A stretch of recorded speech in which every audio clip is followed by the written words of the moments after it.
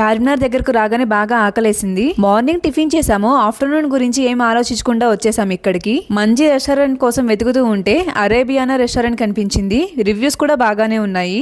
Reviews చూసి మరి ఎందుకు వచ్చామంటే, లాస్ట్ టైం చార్మినార్ కి వచ్చినప్పుడు ఒక రెస్టారెంట్ కి వెళ్ళాము. అక్కడ చికెన్ తందూరి ఆర్డర్ పెడితే చికెన్ అయితే అస్సలు ఉడకలేదు. పీస్ లాగంగానే అందులో నుంచి వాటర్ వస్తూ ఉన్నాయి. ఇక బోన్ అయితే దారుణం బ్లాక్ కలర్ లో ఉంది. వామిటింగ్ ఒక్కటే తక్కువ.